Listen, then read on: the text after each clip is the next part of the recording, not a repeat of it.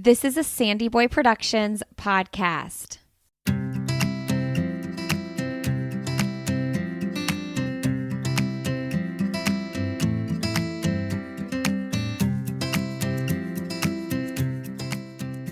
Welcome to the Urban Pharmacy Podcast, where we help women remove the overwhelm of living their most holistic life.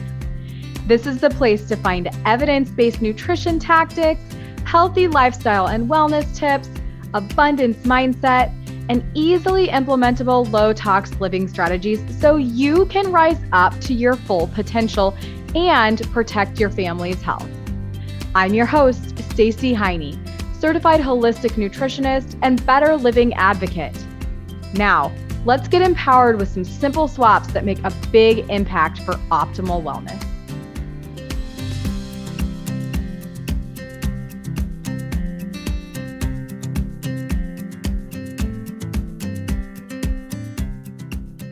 You know, when you meet people in your life and you're like, wow, you're supposed to be in my life. That is exactly how I felt when I met Dr. Areli K. Cuevas Ocampo. And she is a medical doctor who follows a raw vegan lifestyle. She is board certified in anatomic clinical pathology and neuropathology and is certified in plant-based nutrition by the University of Winchester. She is also a member of the Plant-Based Health Professionals of UK, and Dr. Areli is interested in raising public awareness on how to modify epigenetic risk factors like diet, in particular with a fruit-based raw vegan approach. And we can prevent, improve, or even reverse most of modern diseases of Western societies. You can find Dr. Areli at the main social media platforms at Raw Vegan Doctor. So you're gonna love Dr. Areli. I will tell you, she and I met at a fruit festival that I took my son to. It was a week long up in the Adirondack Mountains, and we enjoyed tropical fruit and community and learnings and yoga and arts and craft and nature. And it was absolutely incredible. And I'm so thankful for the kindred spirits and medical professionals alike that I got to make friends with over the week-long time. So follow Dr. Areli if you have any interest in amplifying your health, regardless if you want to eat raw or not. And please enjoy this episode all about living raw and why it's amazing. I hope you enjoy. Dr. Areli, welcome to the Urban Pharmacy Podcast. Hi, thank you for having me. So thrilled to have you here. And I am so glad that our worlds aligned and collided at the Woodstock Fruit Festival. That was very fun. So super excited to get to know you a little bit more and to help people understand more about the raw lifestyle and get the questions answered that I would have if I were just learning about living raw. So can you please tell me, Areli, more about what got you into lifestyle wellness in the first place? Yeah, well, I can go back to 2007. I did medical school in Mexico, and in Mexico, we have 6 years of medical education. So in the 5th year, it's called internship. Everybody does an internship, and they're like long shifts, like 48 hours non-sleep, just taking turns to, rest for a couple of hours. And that really made me gain weight. But before that, I was, suffering from being overweight for all my infancy and adolescence. And I was like a standard eater. In Mexico, we have similar diet to the standard American diet, not as bad, but still bad. So that internship was kind of like the tip of the iceberg, like, okay, I gained lots of weight and I needed to do something after my year of stress and long shifts. So I consulted a colleague and she said, why don't you do the Atkins diet? And that was kind of like my first approach to using food to, change your body composition, in this case, to lose weight. And we are not taught about this in medical school. So all this being overweight, dealing with overweight, most of my, childhood, adolescence, and the internship, the tip of the iceberg was like, okay, wow, I didn't know that eating differently will, have repercussions. So I did the Atkins diet and I lose weight, probably 10 pounds or something like that. And I kind of came back to my weight from being overweight to normal weight.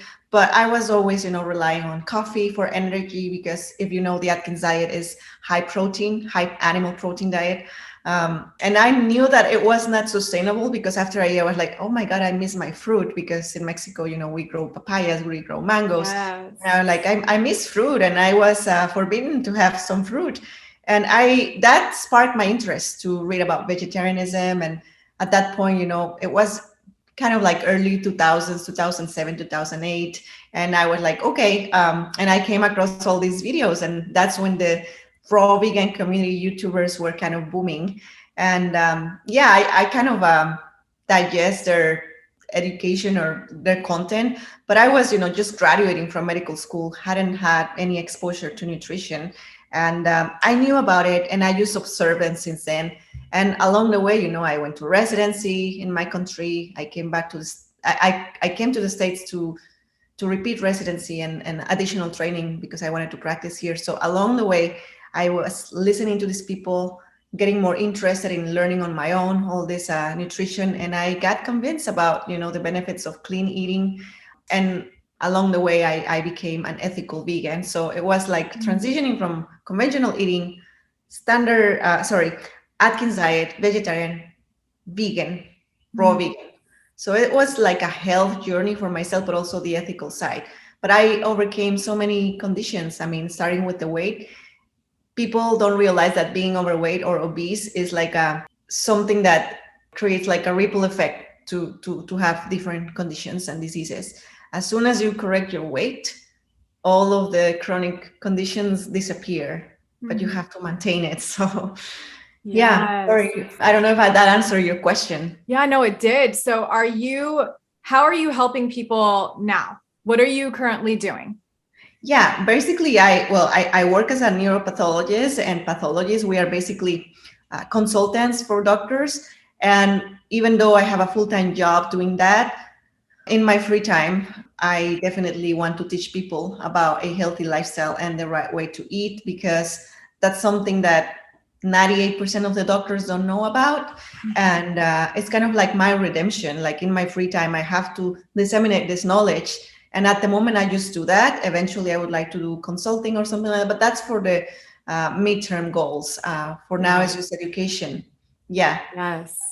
I love that you were at the festival, just giving, people who are already living a raw lifestyle, but also people who are super just trying to learn, and have issues and ailments. And you were there to be a sounding board and a really amazing resource for them. And I think that, and I know, even though I just met you, like that you are going to change so many lives. So it's super exciting to find a doctor. I've had so many plant-based doctors on this podcast. That's really what we focus a lot on, and a lot on nutrition, but not necessarily raw.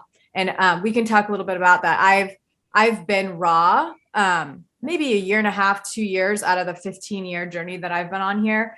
Just like you said, it's like an evolution. And I kind of try to explain to people that you just have to start somewhere, right? Like, and it can, like for you is Atkins, right? Like, I think I'm pretty sure I did Atkins too. And I was buying like all the Atkins bars, and my husband and I were even on like weight loss pills way back in the day. Like, I can't even believe we did that. But anyways, I love learning about different varieties, different variations of the whole food, plant-based way of life. And raw, I mean, this is where a lot of people look when they really need to heal. We know the whole food, plant-based eating can reverse most chronic ailments, but raw, explain to me what caught your attention as you journeyed through this. And you're like, wow, that's what I need to be doing. Yeah.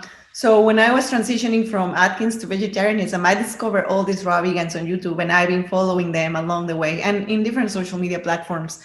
Facebook. I found them too. I remember, because that was like really at the beginning of my journey too. It was like literally, and I was like, who are all these health nuts? And they were all raw.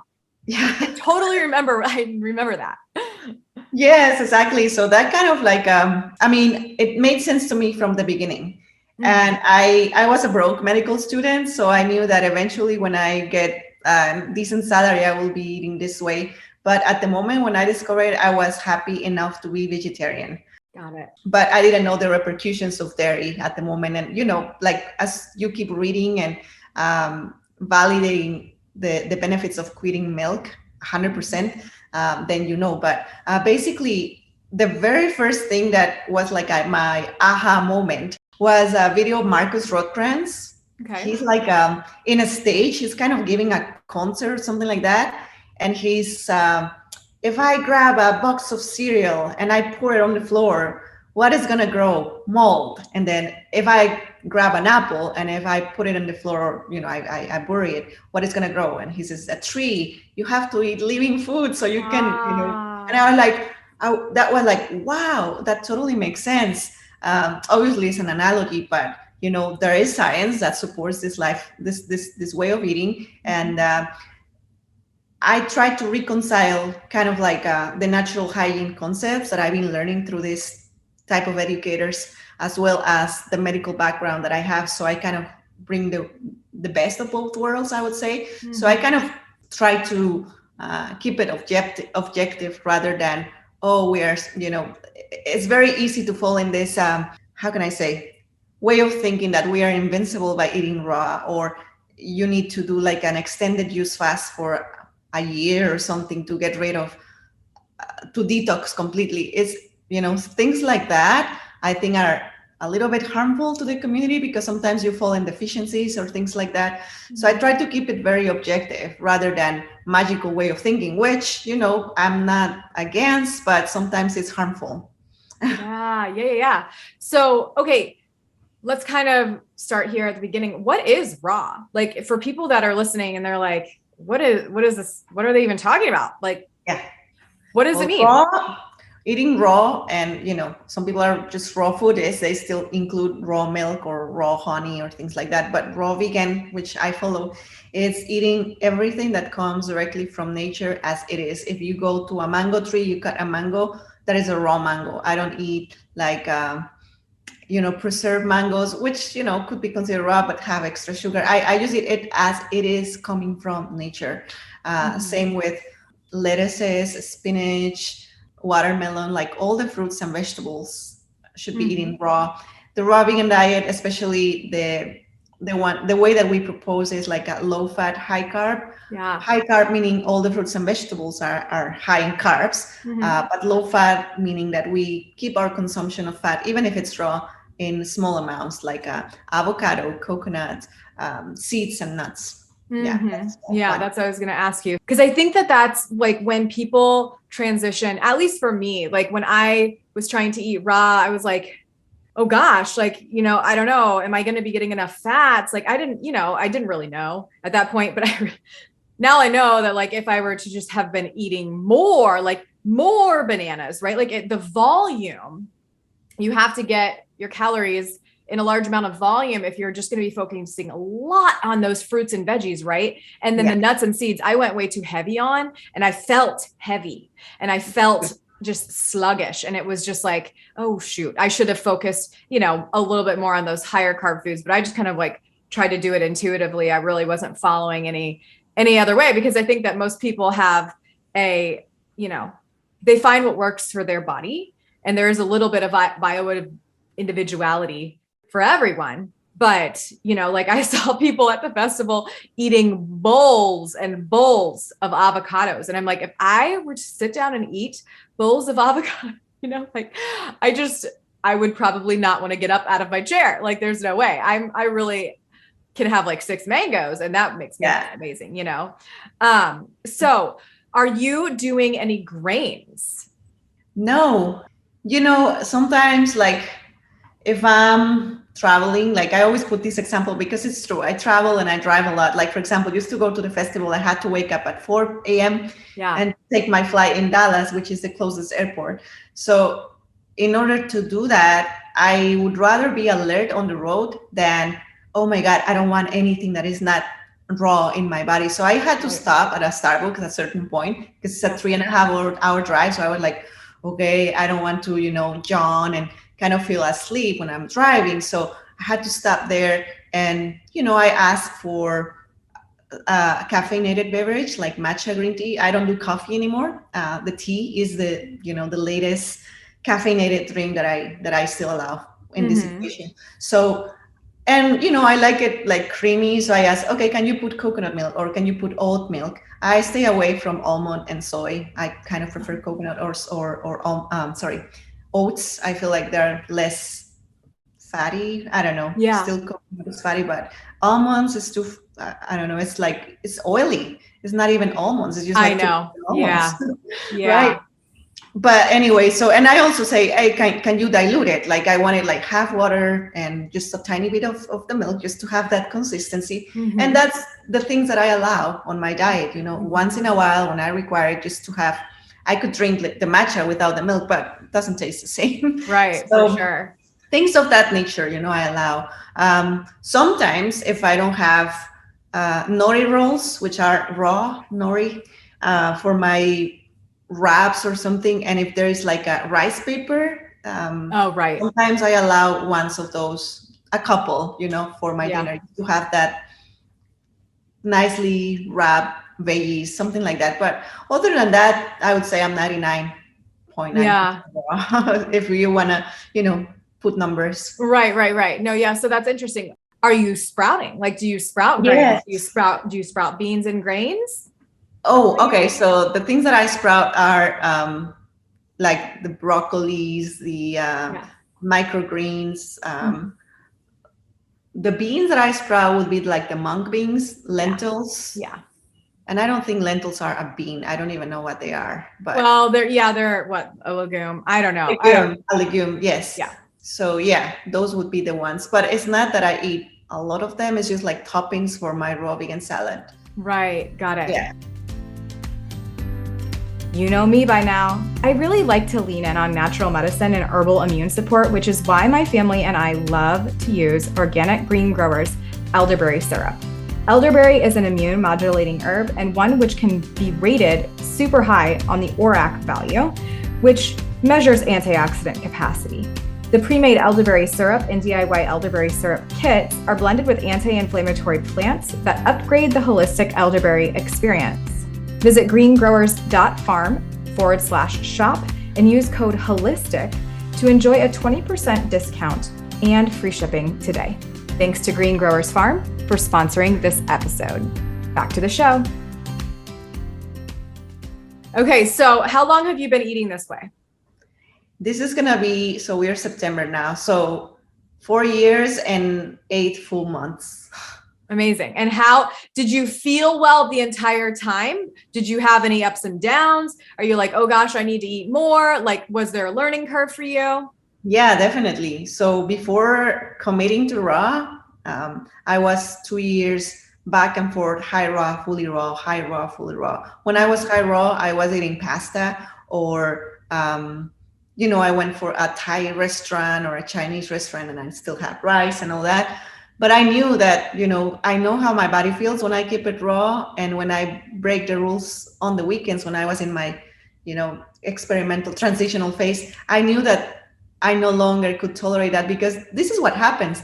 The moment you become cleaner, the more efficient your body becomes in utilizing energy from food, and the more sensitive your body becomes to the things that no longer serve you.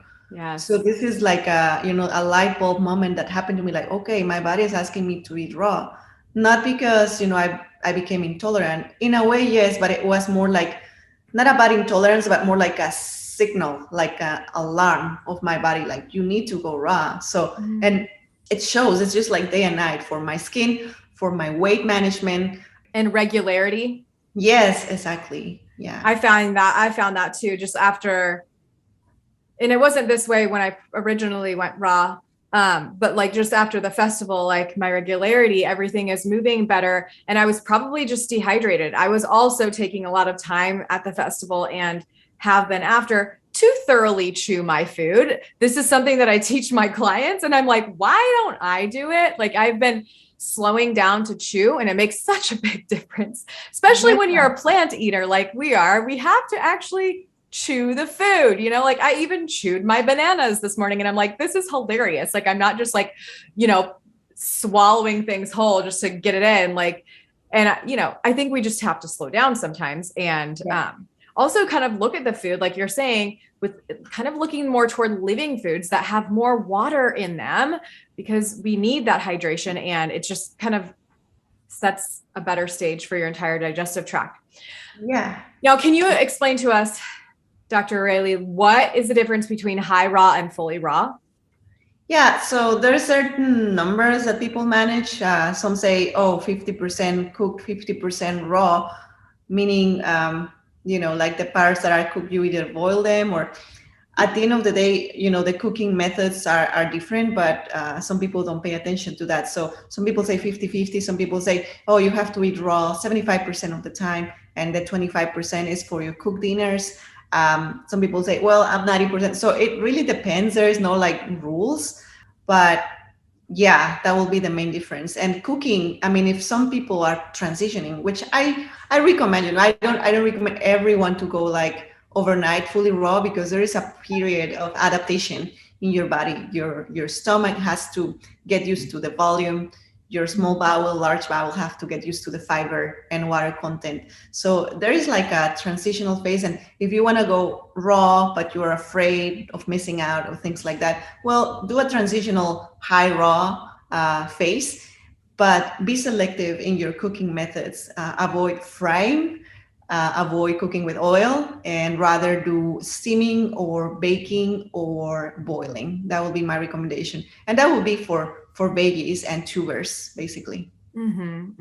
Yeah. So that is one thing that I'm like, you know, I really think that I can maintain this. I don't know if raw is, you know, I live in Indiana. It's not for everybody, right? But I do think that I could have a little bit less potatoes and a little bit more fruit, even though fruit is like something I've never limited. It's like, I really don't think that I have to be pounding all of the grains all the time like I was, you know, and I just kind of got into that like, I don't know, batching the grains, batching the beans, which is fine. And they're super healthy, right? But like, I have to listen to my body and how I feel. And I do feel better on more raw. So I'm going to start, you know, and I'm not going to put a number on it, but the tubers, you know, the tubers, especially like the Okinawan sweet potatoes, right? Like the ones that are white on the outside and purple on the inside, like those, not a standard orange one. Like, don't give me an orange one. I would not eat that for fun at all. But those things bring me such joy, you know, like the Okinawan sweet potatoes that bring me joy. And there are better ways to cook them. Like Dr. Areli was just saying, like, we want to be thinking about, you know, I think that this is part of the raw living lifestyle as well. We want to be reducing our acrylamides. And I talked to my clients about this as well. And they're all kind of like, why are you, you know, like, cause I'll give them tofu recipes, right? Like, I'm just trying to get them off of the meat and get them onto some plants, right? So we're doing tofu, right? Like we're looking at tempeh, we're doing more beans, we're doing some transitions there. And my recipes are all like lower temperature now. Like I'm like, you don't have to go down to 250, but that's really right around the time that like acrylamides start to form. Now they're going to be forming on higher fat foods, right? Like nuts and seeds. Yeah. And of course we know that they're there. I think that they're showing up in cooked meats as well, right? It's not just heterocyclic amines and stuff like that. Like acrylamides form. I think that they can form on all foods, but anyways, they're higher in the high fat, high protein foods, and the higher temperature that we cook our foods in, not necessarily so good. So I like how Dr. Areli is saying to, you know, like boil or steam or bake. We're not going to be roasting. We're not going to be frying. We're not going to be throwing the heat on like super high to cook our food. And, you know, acrylamides damage our cells, right? And they can cause DNA damage and potentially add cancer risk, right? So that's one of the benefits to raw that I don't think that people are talking a lot about. Like there's like a whole, if you will, like hippie movement, which I think is beautiful and I love. And they're all just like living foods, like eat the living foods. But what does that really mean? Right? Like, I love your analogy Like, what's going to happen if you drop an apple on the ground? It's going to grow a tree. What's going to happen if you drop whatever, like something cooked or even worse, processed? It's not going to.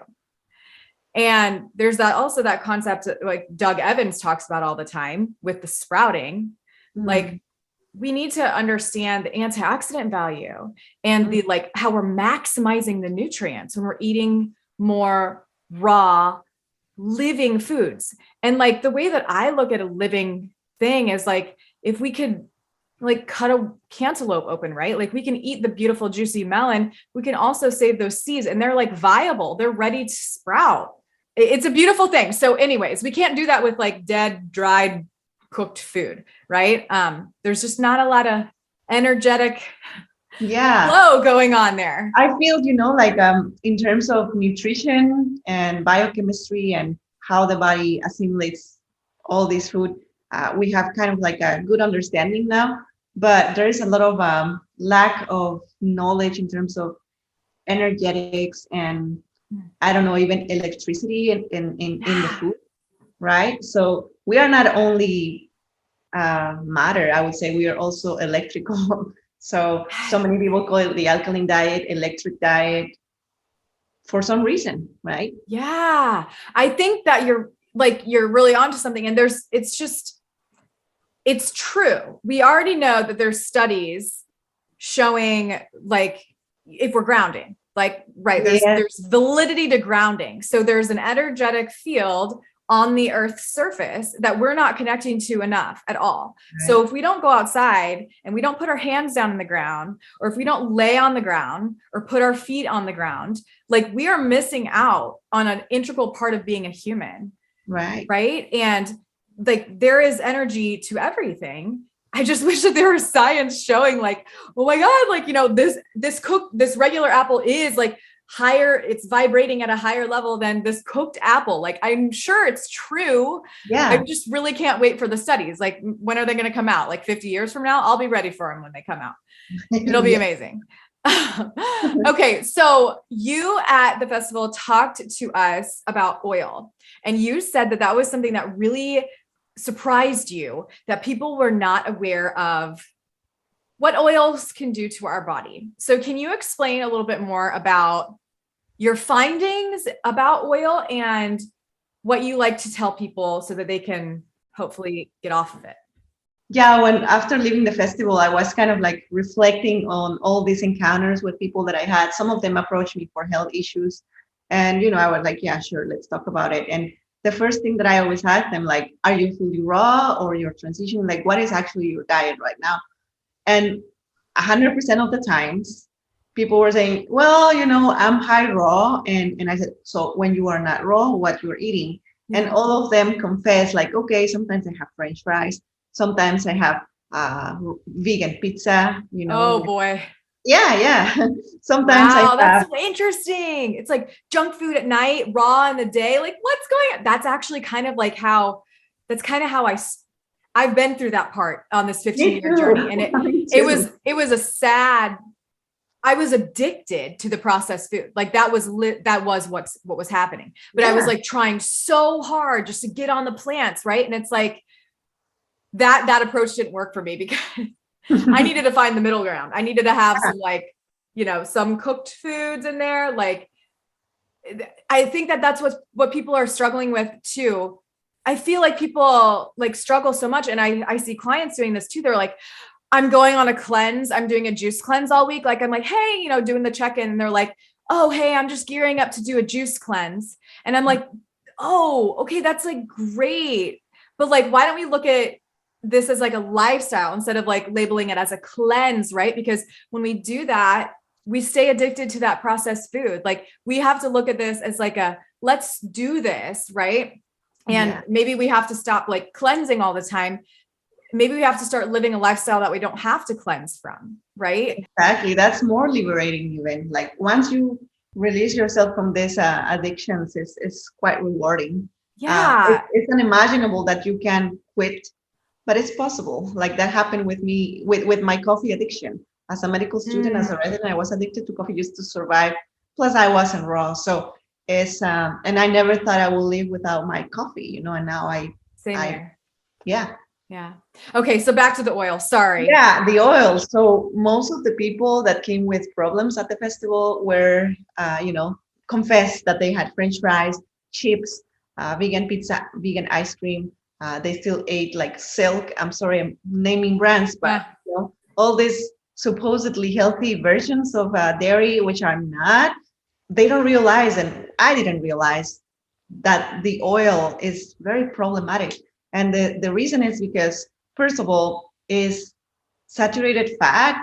Second of all, is high in omega-6 compared to omega-3. Omega-3 is anti-inflammatory. Omega-6 is pro-inflammatory. We need both. But if we saturate our bodies with omega-6, then is when the problems start to happen. Another thing, I would recommend following Mastering Diabetes. That's with Robbie Barbaro and I forgot Cyrus Kambata. Cyrus, yes, Cyrus. Both are very good explaining the importance of keeping low fat and high carb. But the oils are processed food at the end of the day. Also, Dr. Doug Graham has a very good example. Like if you eat table sugar, that's processed sugar, which is totally different from fruit, sugar from fruit. If you eat avocado, even if it's like not optimal fat, but it's still good compared to other fats. If you compare an avocado with canola oil, it's like day and night. The canola oil is refined, is junk food. It's fat, but in a junk food version. Same with proteins. Proteins from greens and seeds, and the fruit even has protein. Believe it or not. Yeah. Yeah. I mean, it's watermelon. It's got protein. Everything has protein. Yeah. So that's not the same as taking protein powders and whey protein. Things of that nature is just junk food. So for vegans and raw vegans, we need to understand that even if we cut off the refined carbs, we cut off the refined proteins, why don't we cut off the refined fats? And it's in everywhere. That's what makes vegans or vegan food from raw food. That's the main difference. Like vegan food relies a lot on cooked oils for the preparation. And I'm just, sometimes I feel like I don't want to be bullied, or I don't want to be, how can I say, attacked by vegans because no, we're saving lives just by, eating this way. Yeah, but in the long run, it's not gonna benefit anyone, because you're gonna become an ex-vegan because of your health problems. And your abandoning of this lifestyle is gonna dissuade people to abandon it as well. So we as vegans if we are trying to make an impact in the world, we need to take care of ourselves, and we need to be role models of health and not only ethics. I feel like our health speaks volumes. Mm-hmm. We really want to convince other people to adopt this lifestyle. Does the concept healthy body, healthy planet speak to you? It really, really stood out to me almost 7 years ago when I linked arms with the mission-driven brand Beauty Counter. I've always wanted to be part of a solution, and I really do like to disrupt. And the two went hand in hand when I learned about the toxicity in the beauty industry and how I could become involved. So several years later, I'm still here with this passion to share the education with women like you. I know that you want to feel empowered in your buying choices and in your products that you're using on your largest organ every single day, and you want to put your dollar where it counts. And the coolest thing about this is that you can actually be part of the mission with me. You can join as an advocate today for $50, and guess what? Through the end of 2022, you get 35% base commission. That's 10% higher than our typical commission rate. And gosh, we're going into a busy holiday season. Wouldn't it be awesome to have some extra cash flow? You can be part of a solution, and you can also do well for yourself at the same time. So I highly suggest that you click the join button down in the show notes and just give yourself a shot. Give yourself a chance to share the Better Beauty mission and help other people switch to safer too. All right, here's the episode. What are your top 3 tips for people that want to start eating raw? Okay, first, I would say empty your cabinets. Like if you have things for, well, maybe that's not a good tip because now with the food shortages, we have to have I agree with cabinets. you. I agree. I mean, come on, if it's in your house, it's in your house, it's in your house. Yeah, if we were not in that situation, I would say Yeah. eliminate things that remind you of cooked food. So cut off the distractions from the root, starting in your house. That will be the first one. Also, don't follow channels that bombard your eyes with recipes about cooked food and all that. Even if it's vegan, yeah, follow them, support them, but don't look for their feeds, their content. Try to saturate yourself with images of raw food and surround yourself with a community that is living this lifestyle, because it's very easy to say, oh, but I'm vegan and it's healthy. Yes, but if you're in the transition period, just follow the vegans who are doing it in a healthy way. Like stay away from this saturated fat vegan recipe. Just try to be mindful who you follow. So that will be my first advice. The second would be to focus on ripe and seasonal fruit. Don't try to buy like a expensive exotic fruit that you will not have a meal out of it. You have to have staples in your house like bananas, dates. You have to soak them as well. Frozen fruit is a great staple as well. Now the melons are in season. You cannot go wrong with a breakfast of melons. Yeah. So try to look for cheap and seasonal options. They are more delicious and more nutritious. And if you have the money and can afford like shipping your fruit from the tropics, go for it. But focus on fruit and don't focus on the supermarket fruit. I would rather go to a farmer's market, or I would rather go to wholesale produce rather than apples and, I don't know, unripe oranges from Walmart, Right. Yeah, Definitely. because that's one of the biggest mistakes. Like I have to keep it raw and I'm eating my fruit unripe, and that creates problems with your teeth and all that. And it's not satisfying. Exactly. It doesn't taste good. And I think that's so important too. We have to think about like, if we want people to adopt any type of lifestyle that we know is going to be more health conducive, like it does need to taste good. So I love your tips on, if you are local, like yesterday I got local apricots and I did get apples because those are seasonal here. And there are local melons, like things that are in season taste so much better. Like if I get an apple from the grocery store, it's like, like it just doesn't taste the same at all. No. And we've got to find like those highly palatable foods. I love those tips. So what do you see people's main struggles with when they go raw?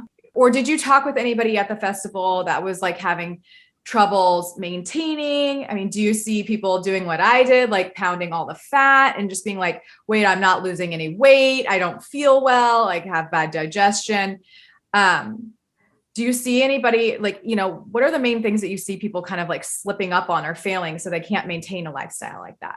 Yeah. So one would be, I feel like it's super important to track what we're eating at the beginning until you develop the intuition, like, okay, I already know that a banana has 80 calories, so I know exactly what I'm consuming. But at the beginning, people don't know what they're eating. And not at the festival, but when I was doing consultations before moving to the States, when I was living in the UK, I had people like documenting what they were eating. And that's the first thing. Even before the first consult, I was like, okay, give me your dairy. Just yesterday, you don't have to remember all the week. So we analyze it, and they realize that, let's say for a lady that was taller than me, I'm 5'2", 5'3", but some people are like 5'5" or 5'7", and she was eating 900 calories per day.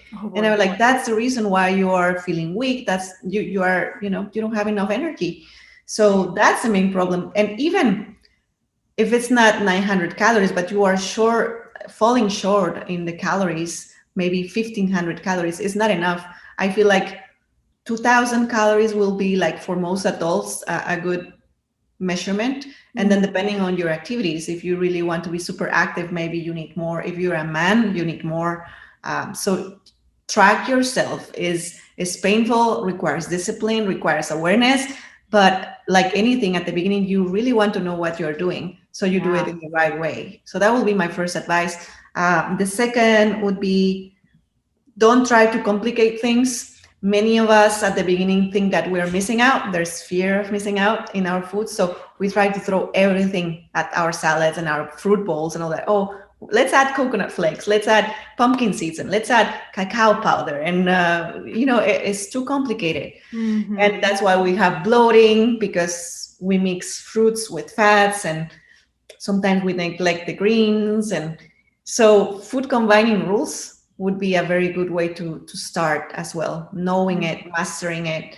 And a third one I would add, don't neglect your greens. As a woman, we need our minerals. I feel like some guys can get away with just fruit and they call themselves fruitarian, but I feel like women, we need particularly greens. Don't have to be, like harsh greens like kale. No, I'm talking about tender leafy greens and variety and rotation in our greens. So we have our minerals, because we lose iron with our periods every month. And also we need, healthy long hair and healthy nails and healthy skin. And that's coming not only from our hydrating fruits and veggies, but also from the greens and fats as well. Don't neglect the fats. Some people try to keep it below 10%, but I feel like for women, it will be around 10 to 15% fat. I feel like I do better when I'm a little bit higher on the fat, not 30% fat, like many of standard American dieters eat, right? But 15%, especially in the winter. Yeah, for sure. Yeah. So what does a day in your life look like, Dr. Areli, as we start to close this podcast out? Like, what does it look like for you to eat in a normal day? Are you starting out with those hydrating fruits, like kind of like what we did at camp, like morning melons and then doing the salads at night? What does it look like for you? Yeah, definitely. So let's start with the night before. So my day starts with the night before. I prepare everything because I have to run in the morning. My job is from 8:30 to 5:30, sometimes 6. So for me, it's like, okay, the night before, I'm chopping all my melons. Like, for example, I would have 2 or 3 cantaloupes, or I don't know, half of a watermelon and a cantaloupe, or if there is papaya season, maybe 2 papayas and a few bananas. So that will be just my start. So I chop that. Like the bananas, I don't chop them, but the melons that I do in my toppers. So I keep that in the fridge overnight, and I also I put in my Vitamix, let's say maybe half of a bag of leafy greens and some frozen berries and frozen bananas. I keep them in the freezer, but next morning I have everything ready to throw them in the blender with some soaked chia seeds, with soak a couple of dates or 3 dates, and the bananas and the berries and the greens. So that's a smoothie that I have to prepare next day, first thing in the morning before leaving. And then I have other seasonal fruit, like mangoes right now are in season. So I have like 4 big mangoes just for lunch. So I will be eating, so I wake up next day, right? And what I do is, first thing, I meditate maybe 15 minutes or write in my journal, or manifestation, like affirmations, things like that. Then I go for a run, or I go to the gym. I alternate either cardio or strength training. So that will be 1 hour. Then I come back, take a shower, get ready, and pack my lunch bag, go to work. And I don't start eating right away. I kind of do and this came like after I mastered, eating raw. It didn't happen right away, but I can stay without food until 10 a.m. I wake up at 5:30, and until 10 a.m. after my exercise, I'm hungry. It's not before. So that's what I do. And so I have my first meal, which will be my half of a watermelon and the cantaloupe, and maybe I finish with a couple of bananas for brunch, right? 11 to 11:30. That's my eating window. And then I keep working.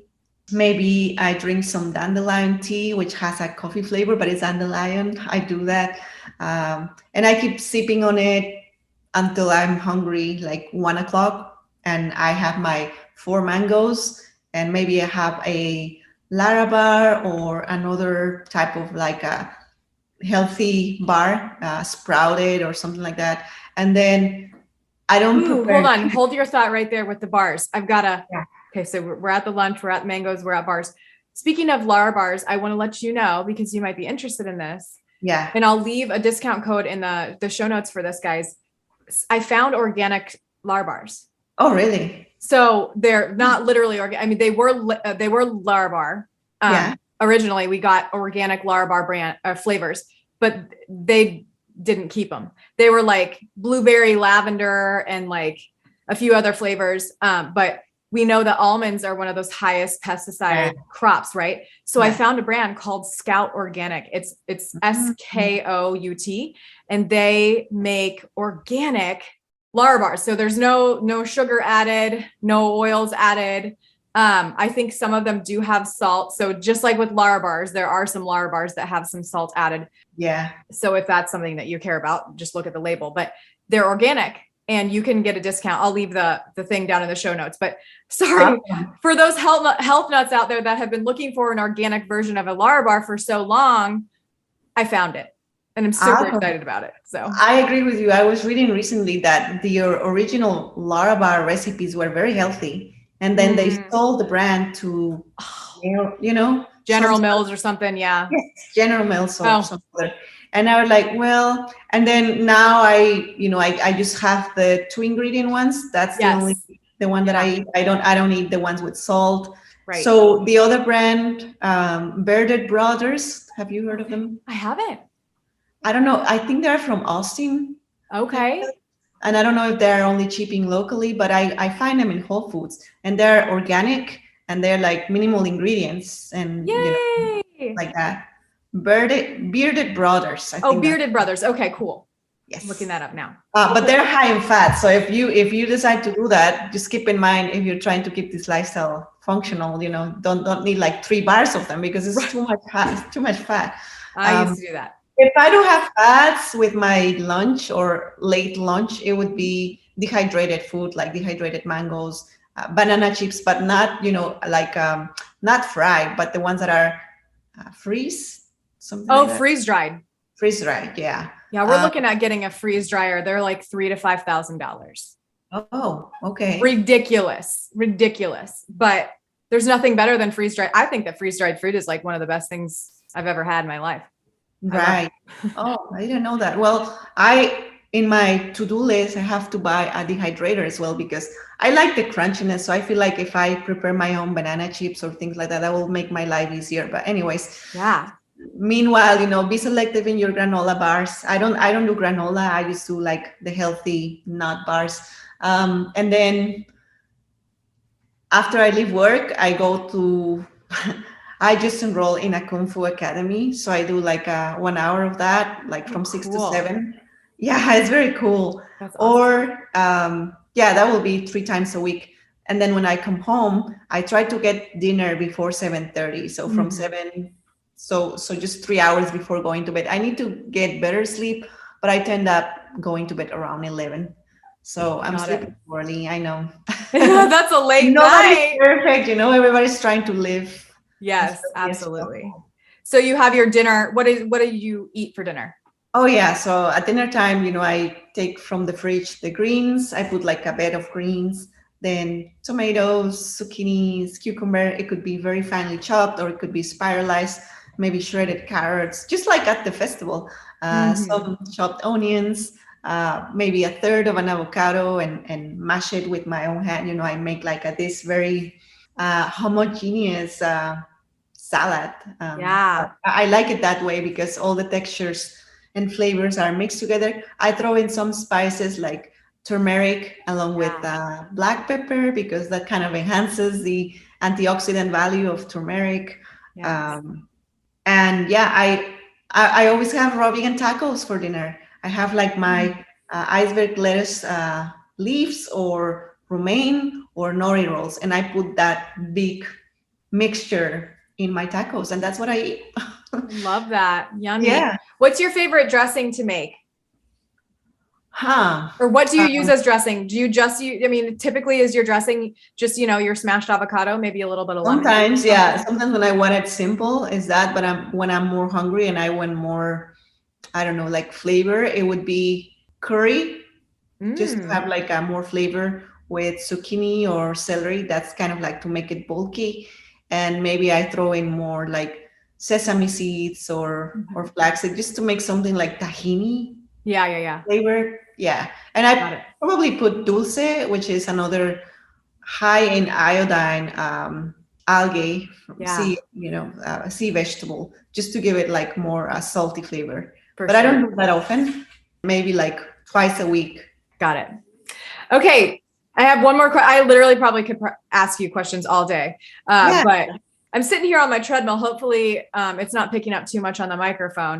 And I can hear my son running around in the background, and it's a Sunday morning here, and my husband is late to the farm. So we have to wrap it up, but I want to know from you, Dr. Areli, what does holistic living mean to you? Well, it means, that you are procuring your health with every thought, action, and breath that you take, because I like this phrase, your lifestyle is your medicine. Whatever you do is either degrading or degenerating your health or enhancing and building your health. So it's not only food is a big component, and it's something that we can control, our food. But, the stress at work, the grudges that you hold onto people or things like that, like we really need to get out that toxicity out. It's toxicity at the end of the day. So it's everything. And I'm not perfect. I don't know anybody who is perfect, but I feel like once you change your diet, it kind of gives you that awareness for the rest of the world or for the rest of the areas of your life that we have been neglecting for so long. So nobody's perfect. We are in these modern societies, and there's advantages to that, but at the same time we are disconnecting from nature, so to speak. So what you're doing is amazing. I feel like my next step in holistic living would be grow my own food. I have a jar. Why I don't use it, right? Or at least a percentage of my own food, my herbs, my greens. I mean, I feel like that's easy. Oh my gosh, so easy. I want to see next summer, Dr. Areli, I'm going to hold you accountable. I want to see you have a few raised bed gardens. One is going to be all for herbs that you can use in, you can dry them yourself. Like, mint is so good, and mint is delicious in so many things. And then also, if in your sauces, like, I don't know if you do tarragon. Tarragon is like a lost herb. I feel like people need to get back in touch with tarragon. So good. You can do adaptogens, tulsi, holy basil, all those things. So have an herb garden. And then of course you got to have your juicy tomatoes and zucchinis are so easy. They're like so easy. And then pop a few sunflower seeds in there too, so that you can have some pretty sunflowers popping up, because they'll bring you joy. Awesome. I can't wait to, just message me if you have questions about gardening. We've got a farm and we've been doing this for years and years and years. I love it. I will message you for sure about the soil and all that. Yeah. So you want to start gardening? Anything else that you said that you wanted to do? Sorry, I kind of cut you off. I just no, I mean, just sleeping better. Maybe living more with intention rather than, oh, I have to do this. It's like, oh, I get to do this, so I can, love that. Yeah. I love that so much. Okay. Well, I am so glad again that we crossed paths, and I can't wait to get to know you even more. Do you have any last messages for our audience or anything else that you want to leave before we sign off? Just start with what you have in front of you. You don't have to, follow all the advice that I gave, because it's taking me years, right? And probably yourself is taking years, but start with what you have right now. Like if you can do something for yourself, like, following my tips, maybe eliminate the unhealthy things in your cabinet or donate them, or, make an inventory like, okay, I'm spending this money in beauty products. Why I don't spend it in healthy food, so I don't rely on the beauty products to have a soft skin, things like that. So just do an inventory and see what you can do with what you have right now. And from there, you start growing. I love it. Thank you so much for taking the time to be with me this morning. And thank you for inspiring others to live a more healthy, holistic, plant predominant life. It's the beautiful side. Come to the green side with us. You guys will love it. Okay, Dr. Areli, thank you so much. We will see you soon, and take care. I'll put the ways to get connected with you so that people can follow you on Instagram. Okay. What is your Instagram handle? Sorry. So I'm at Raw Vegan Doctor in all social media platforms, Instagram, Yes. Facebook, YouTube. Raw Vegan Doctor. It's Twitter. a great handle. So do not miss staying in touch with Dr. Areli. All right. Thanks again, friend. We'll see you soon. Bye-bye. Bye. I'm over here cheering you on because you just finished another episode of The Urban Pharmacy. For today's show notes, head on over to theurbanpharmacy.com and be sure to join us inside our private Facebook group called The Urban Pharmacy, where we share inspiration, live trainings, and holistic living tips to help you build community and the healthy lifestyle that you've always wanted. If you enjoyed today's episode, make sure you hit that subscribe button and please consider leaving us a 5-star review. Before we connect again on the next show, follow me on Instagram at The Urban Pharmacy. That's urban with an H and pharmacy with an F. And I can't wait to hear your wellness journey as we get to know each other better. You know, there's truly no better time than now to level up your life, and I am so proud of you for showing up today. Until next time, be well, Health Crusader.